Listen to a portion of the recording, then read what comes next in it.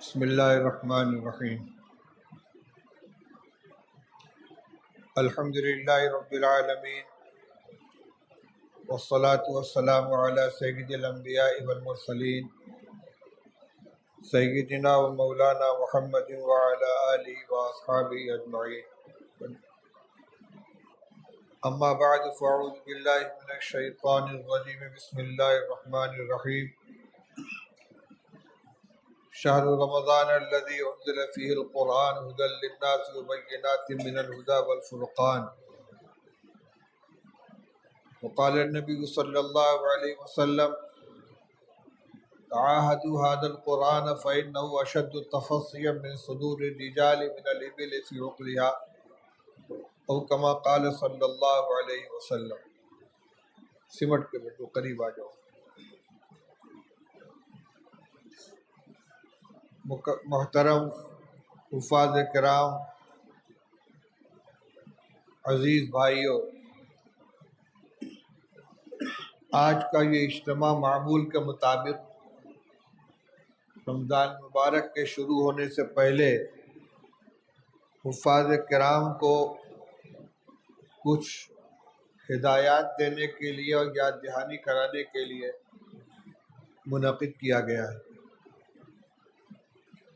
رمضان مبارک کے مہینے کو قرآن پاک کے ساتھ اور قرآن پاک کو رمضان مبارک کے ساتھ خاص مناسبت حاصل ہے.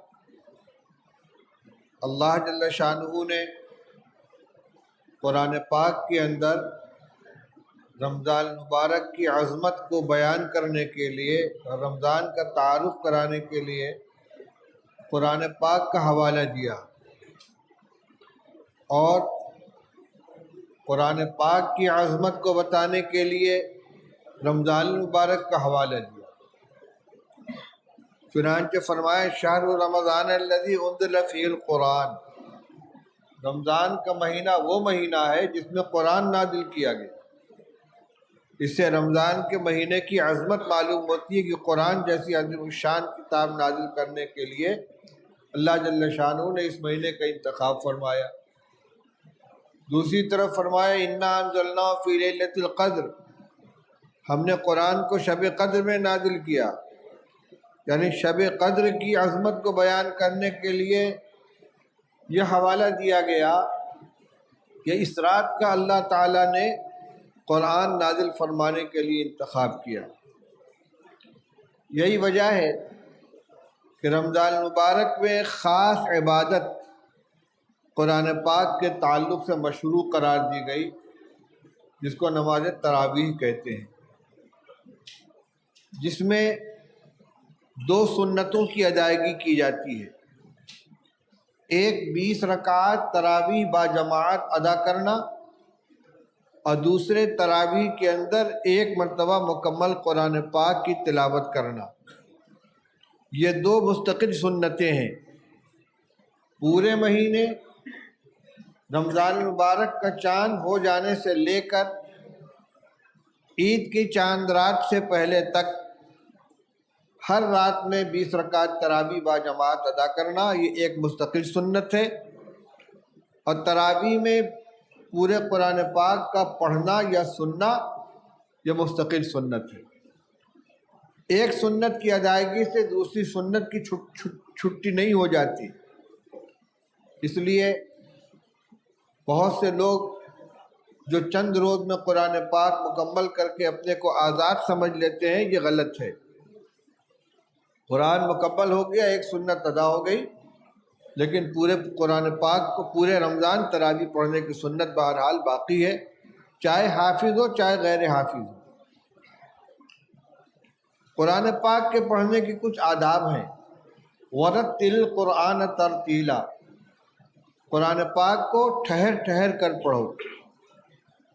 ہمارے ماحول میں الحمدللہ قرآن پاک کے پڑھنے پڑھانے کا جو معمول ہے، خاص طور سے جامعہ اسلامیہ میں حضرت حافظ عبدالرحیم صاحب رحمۃ اللہ علیہ کے دور سے، اور اب بھی وہی سلسلہ چل رہا ہے کہ نورانی قاعدہ پڑھا کر حفظ کا آغاز کرایا جاتا ہے اور قرآن یاد کرایا جاتا ہے تجوید کی رعایت کے ساتھ۔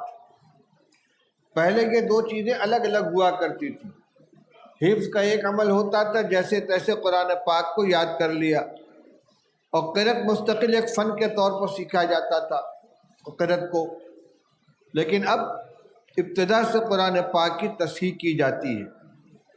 تو جس طرح سبق سناتے وقت اور یاد کرتے وقت قرآن پاک کو تجوید کی رعایت کے ساتھ ٹھہر ٹھہر کر پڑھتے ہیں، تراویح میں بھی اسی طرح ٹھہر ٹھہر کر پڑھنا چاہیے۔ رفتار تیز ہو لیکن حروف کی ادائیگی صحیح ہونی چاہیے۔ صفات لازمہ کا ضرور اہتمام کرنا چاہیے۔ غنہ وغیرہ اور مد وغیرہ کو ترک نہیں کرنا چاہیے۔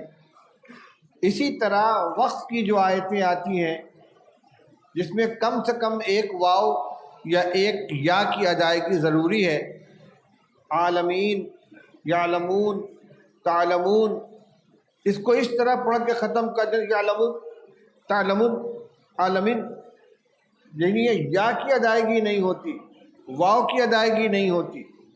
اسی طرح جہاں الف کا مد ہے، قاف، اس طریقے سے مآب، تو ایک الف کی ادائیگی کم سے کم ضروری ہے۔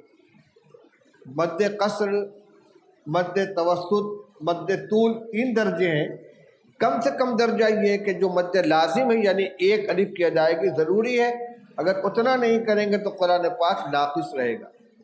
حفاظ کرام اس سلسلے میں بہت غفلت کرتے ہیں، یعنی آیات کے اختتام پر مد کی ادائیگی نہیں ہوتی۔ عالمون، تعلمون، عالمین، تعلمون ہو گیا، وہ عالمین ہو گیا، عالمین نہیں ہوا، تعلمون نہیں ہوا، اس کا خیال ہونا چاہیے۔ اسی طریقے سے اتنی تیز رفتاری سے پڑھنا کہ حروف کی صحیح ادائیگی نہ ہو، یہ قرآن کے ساتھ زیادتی ہے۔ قرآن نماز میں پڑھا جائے، تلاوت کی جائے، تراویح میں ہو، فرض میں ہو، رفتار میں کمی بیشی تو ہو سکتی ہے، لیکن اتنی تیزی کے ساتھ پڑھنا کہ ادائیگی ہی نہ ہو پائے حروف کی، یہ غلط ہے۔ اور اس ایسے ہی پڑھنے کے بارے میں کہا گیا ہے کہ کچھ لوگ ہیں جن کو قرآن جو پڑھتے ہیں قرآن، اور قرآن ان پر لعنت بھیجتا ہے، اس لیے حفاظ کرام اس کا خیال رکھیں۔ دوسری چیز یہ کہ قرآن پاک کو صرف رمضان المبارک کا مشغلہ نہ بنائیں۔ اس وقت تو خیر رمضان المبارک ہے، قرآن کا دور اور قرآن کی تلاوت پورے سال اس طریقے سے ہونا چاہیے کہ رمضان المبارک کے لیے کوئی الگ سے اہتمام نہ کرنا پڑے۔ یکساں قرآن یاد رہنا چاہیے پورے سال۔ اور جو ہمارے پرانے حفاظ کرام ہیں یا تھے، ان کا یہی حال تھا۔ بہت سے قصے، بہت سے واقعات سنے ہیں کہ حفظ کرنے کے بعد مدت تک تراویح پڑھانے کا موقع نہیں ملا، لیکن اچانک کھڑا کر دیا گیا تو پارہ کی پارہ پڑھتے چلے گئے، کہیں کوئی تشابہ تک نہیں لگا۔ ہم نے دیکھا حضرت مولانا قاری صدیق صاحب باندھوی رحمۃ اللہ علیہ بوڑھے ہو چکے تھے، کمزور تھے، بیمار رہتے تھے۔ دیوبند میں حضرت مفتی محمود صاحب نور اللہ مرقدہ کی خانقاہ میں آئے، اپنی تراویح ختم کر کے آئے تھے۔ ایک ساتھیوں نے طے کیا کہ آج حضرت سے تراویح پڑھوائی جائے گی، لیکن ان سے نہیں کہا گیا کہ آپ کو پڑھانے انکار کر دیتے، لیکن حافظ سے کہہ دیے کہ آج تراویح کے لیے آگے مت بڑھنا۔ چنانچہ عشاء کی نماز ہو گئی، سنت پڑھ لی گئی، اور تراویح پڑھانے کے لیے مصلی پہ کوئی نہیں گیا۔ مولانا بالکل پیچھے کھڑے تھے، وہ سنت پڑھ کر کھڑے ہوئے، کان تک ہاتھ اٹھا کے کھڑے ہوئے، اللہ اکبر کی آواز نہیں آ رہی ہے۔ کہ کیا بات ہے بھائی؟ حضرت تراویح آج آپ پڑھائیں گے۔ ارے بھائی بہت تھکا ہوا ہوں۔ نہیں حضرت پڑھا دیجیے، جتنی بشاشت ہو۔ مصلی پر آ گئے، پوچھتے کہاں سے پڑھنا ہے؟ نیت باندھنے سے پہلے نہیں معلوم ہے کہاں سے پڑھنا ہے، بتایا کہ فلاں پارے سے، اللہ اکبر، اور اس کے بعد کئی پارے مسلسل پڑھے چند رکعت میں۔ اس کے بعد کہا حبیب تو آ جا، صاحبزادوں کو بلا دیا، آگے انہوں نے پڑھ لیا۔ جبکہ مولانا صدیق صاحب وہ آدمی تھے کہ جن کو رات دن میں 1 منٹ کی فرصت نہیں ملتی تھی۔ تعویذ والے ہیں، دعا کرانے والے ہیں، مدرسے کے معاملات ہیں، لیکن قرآن پاک کا شغف تھا۔ میں نے ابھی قرآن پاک کی ایک آیت پڑھی تھی اور ایک حدیث پڑھی ہے۔ قرآن پاک کی تو وہی آیت تھی جس کا میں نے ترجمہ کیا کہ رمضان کا مہینہ وہ مہینہ ہے جس میں اللہ جل شانہ نے قرآن کو نازل فرمایا، اس میں قرآن نازل کیا گیا ہے۔ حدیث یہ کہ رسول اللہ صلی اللہ علیہ وسلم نے ارشاد فرمایا کہ قرآن کی نگرانی کرتے رہا کرو، دیکھ ریکھ کرتے رہو، خبر لیتے رہو، کیونکہ یہ قرآن سینوں سے اس سے زیادہ تیزی کے ساتھ نکل جاتا ہے جتنی تیزی سے قرآن جو جانور اپنی رسی چھڑا کے بھاگ جاتا ہے۔ جانور کو باندھ دو، کوشش میں رہے گا کسی طرح رسی چھوٹے میں بھاگو، اس سے زیادہ تیزی سے قرآن سینے سے نکل جاتا ہے۔ اس لیے نگرانی کرتے رہو، اگر مطمئن ہو کر بیٹھ جاؤ گے قرآن سینے سے نکل جائے گا۔ کیوں؟ اس لیے قرآن اللہ کا کلام ہے اور اللہ تعالیٰ کی ذات مستغنی بھی ہے، غیور بھی ہے، بے نیاز بھی ہے اور بڑی غیرت والی ہے۔ محتاج بن کر قرآن کے ساتھ ہم جڑیں گے تو ہمارے سینے میں محفوظ رہے گا، اور ذرا سا بے نیازی برتیں گے تو اللہ کی غیرت اس کو برداشت نہیں کرے گی، چھین لی جائے گی یہ دولت۔ دوسری بات یہ تھی کہ حفاظ کرام کو امامت کرنی ہوتی ہے۔ امام کی کچھ صفات ہوتی ہیں، ان صفات کو بھی اپنے اندر پیدا کرنا ہے۔ ایسا نہیں ہے کہ تراویح کے امام کی کچھ اور صفات ہوں، پنجگانہ امام کے لیے کچھ اور صفات ہوں۔ امامت بہرحال نماز کا ایک بہت اہم منصب ہے۔ رسول اللہ صلی اللہ علیہ وسلم نے فرمایا الامام ضامن والمؤذن مؤتمن، امام تمام نمازیوں کی نماز کا ضامن ہوتا ہے، سب کی نماز اس کے نماز کے اندر رہتی ہے۔ امام کی نماز اگر فاسد ہوگی تو سب کی نماز فاسد ہوگی، امام کی نماز کمزور ہوگی تو سب کی نماز کمزور ہوگی، کیونکہ پوری جماعت کی نماز ایک نماز ہے۔ اس لیے حافظ کو قرآن پاک کے یاد کرنے کے ساتھ ساتھ پورے سال نماز پنجگانہ مسجد میں باجماعت اہتمام کے ساتھ ادا کرنا چاہیے۔ ایسے تمام کام سے اپنے آپ کو بچانا چاہیے کہ جو آدمی کی ثقافت، عدالت اور اس کی نیکی کے اوپر دھبا ڈالتے ہیں۔ آج کل موبائل کا زمانہ عام ہو گیا ہے، موبائل میں فلمیں رہتی ہیں، ویڈیو رہتے ہیں، پتہ نہیں کیا کیا غلاظتیں بھری ہوتی ہیں، اور ہر ایک کے ہاتھ میں بڑے سائز کا موبائل رکھا ہوا ہے۔ تو اگر بیٹھ کے اس کو دیکھ رہے ہیں، فلمیں دیکھ رہے ہیں، تو اگر کوئی کھلے ہوئے فلم دیکھ رہا ہو سنیما گھر میں یا ٹی وی کے اوپر، اس کو امام بنائیں گے آپ؟ بھئی امامت کے لائق نہیں ہے تو فلمیں دیکھتا ہے۔ تو اگر وہ تنہائی میں بیٹھ کے فلمیں دیکھ رہا ہے تو کوئی امامت کے لائق ہوگا وہ؟ یہ اس کو کوئی نہیں جانتا، لیکن وہ خود تو جانتا ہے۔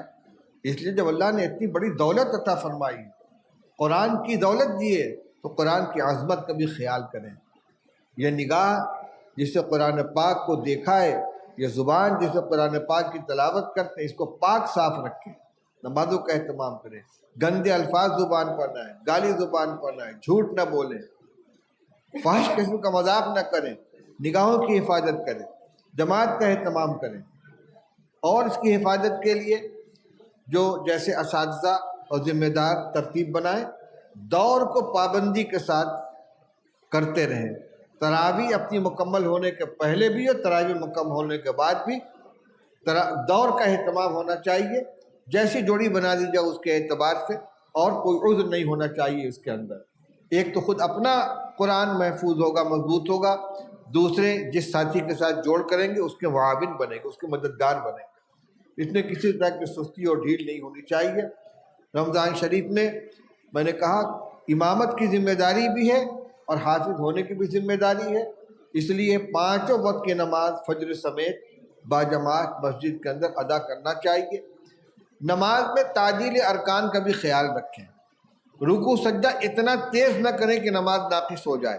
بہت مشہور روایت ہے، حضرت ایک صحابی خلاد بن رافع رضی اللہ عنہ مسجد میں آئے، رسول اللہ صلی اللہ علیہ وسلم تشریف فرما تھے، ایک کنارے کھڑے ہوئے، جلدی جلدی 2 رکعت نماز ادا کی، آ کر حضور سے سلام کیا، السلام علیکم ورحمۃ اللہ۔ آپ نے فرمایا وعلیکم السلام، قم فصلی فإنک لم تصلی، جاؤ پھر سے نماز پڑھو، تم نے نماز نہیں پڑھی۔ پھر گئے، پھر انہوں نے اسی طرح نماز پڑھی، پھر آ کر سلام کیا، پھر آپ نے جواب دیا، پھر فرمایا قم فصلی فإنک لم تصلی، جاؤ پھر سے نماز پڑھو، نماز نہیں پڑھی تم نے۔ انہوں نے کہا یا رسول اللہ میں تو ایسے ہی جانتا ہوں۔ تب آپ نے ان کو نماز کا طریقہ بتایا کہ جب کھڑے ہو تو اطمینان سے کھڑے ہو، قیام اطمینان سے کرو، قرات اطمینان سے کرو، رکوع اطمینان سے کرو، رکوع سے اٹھ کر سیدھے اطمینان سے کھڑے ہو، سجدہ اطمینان سے کرو. یعنی سب کچھ تھا، لیکن نماز میں اطمینان نہیں تھا، اعتدال نہیں تھا. جس کو اعتدال بہت ضروری ہے. نماز تراویح ہو یا پنجگانہ نماز ہو، چاہے سنت ہو چاہے نفل ہو، اتنا اعتدال ضروری ہے کہ جس سے نماز صحیح ہو جائے. تہجد وغیرہ کی نماز ہوتی ہے، آدمی لمبے لمبے قیام کرتا ہے، لمبا رکوع سجدہ کرتا ہے. تراویح میں اتنا لمبا نہیں کر سکتا، لیکن کم سے کم رکوع کے اندر اطمینان سے 3 مرتبہ سبحان ربی العظیم اور سجدے میں 3 مرتبہ سبحان ربی الاعلیٰ پورا ہو جانا چاہیے. اسی طرح تحیات کے اندر بھی پورا ہونا چاہیے. التحیات درود شریف پورا ہو، چاہے دعا لمبی نہ پڑھ کر مختصر پڑھ لیں. اگر ربنا آتنا فی دنیا حسنۃ وفی الآخرۃ حسنۃ وقنا عذاب النار بھی پڑھ لیں گے، رب اغفر وارحم وانت خیر الراحمین بھی پڑھ لیں گے، رب اجعلنی مقیم الصلاۃ پڑھ لیں گے، اللہم انی ظلمت نفسی پڑھ لیں گے. درود شریف کے بعد کی دعا میں بڑی گنجائش ہے، لیکن کوئی نہ کوئی دعا ہونی چاہیے. اسی طرح عام طور پر حفاظ دعائے ثنا چھوڑ دیتے ہیں.